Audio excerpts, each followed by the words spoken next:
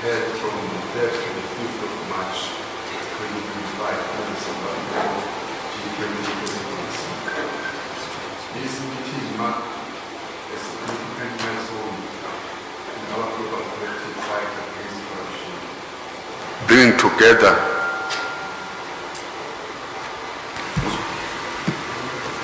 so I was saying today, the conclusion of the first technical meeting of the Group of 20 Anti-Corruption Working Group held from the 3rd to the 5th of March 2025 under the South African presidency.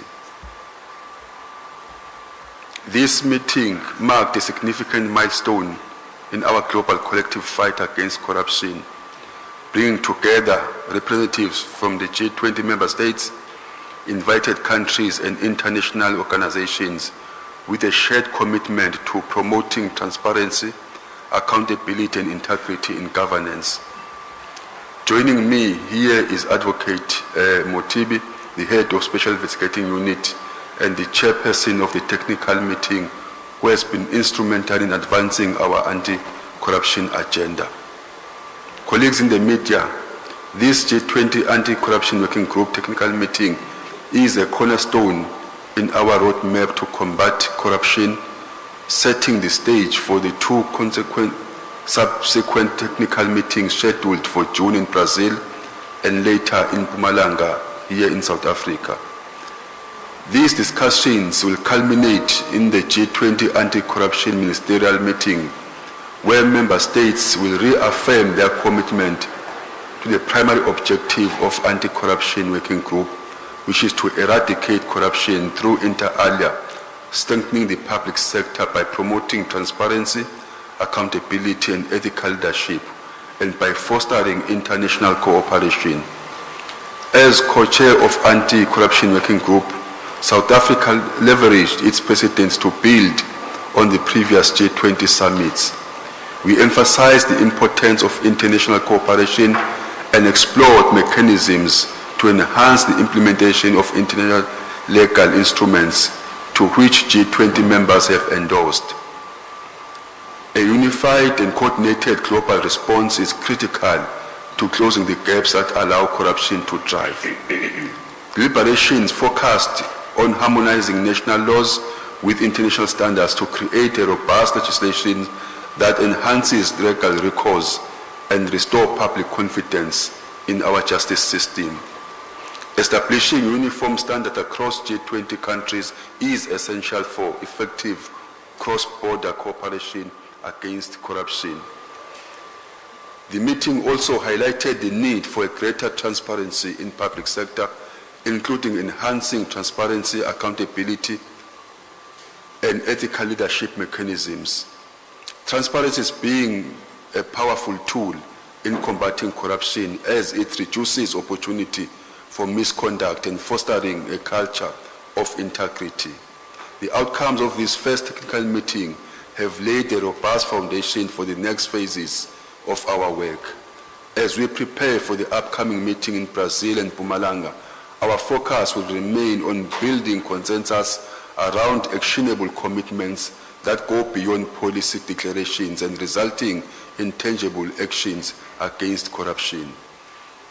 Maintaining open and transparent communication about our progress is very important.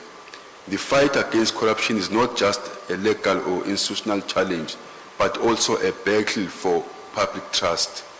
By keeping our citizens informed and engaged, we reinforce the message that corruption has no place in our societies and that integrity will be the cornerstone of governance worldwide.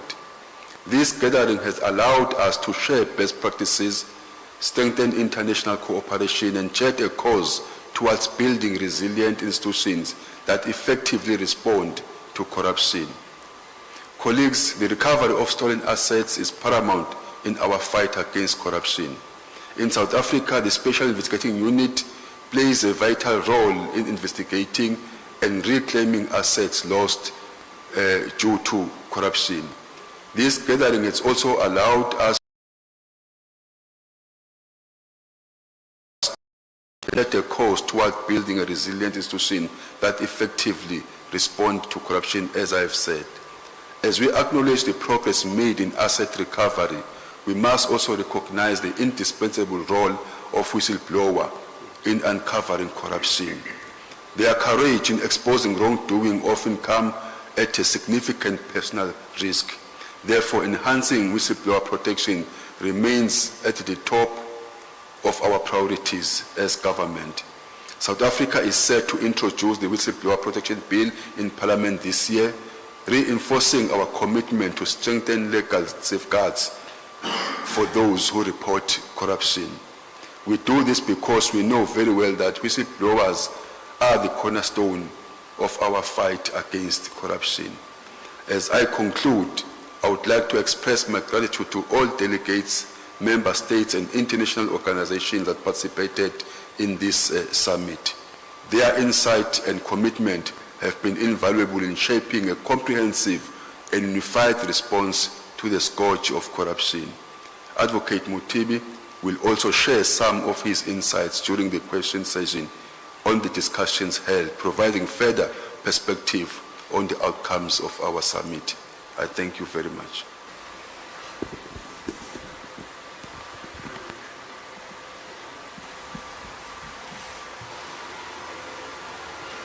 Okay, thanks, Minister, for the briefing. Now we can get into question time. You'll just identify yourself and the media house you represent and proceed.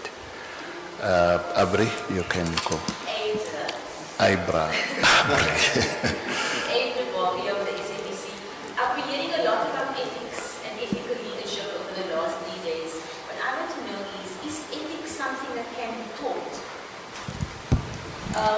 Talking about, bringing ethics back to leadership. Is this something that can be taught, or is this something that you're either born with or you are not? And then yesterday I spoke to the gentleman from the Commonwealth, I forget his name, on the issue of whistleblowers and on the issue of whether whistleblowers should be remunerated for coming forward. I don't know if you can answer this right now, but has South Africa as a country decided what stance it's going to take on rewarding whistleblowers financially? Okay, Cape Talk.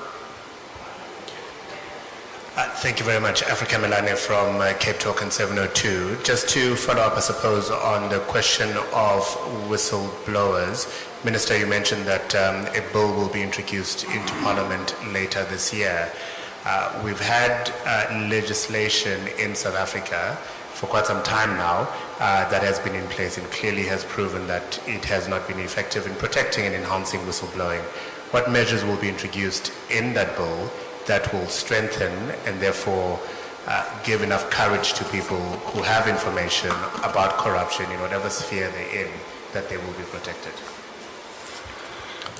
Okay, Minister, maybe we can take those two and then we'll then determine if there are any further follow-ups. Thanks. Yes. I think the advocate will also respond after I've done. The question that relates to issues of ethical, whether that can be taught or you are born with, I believe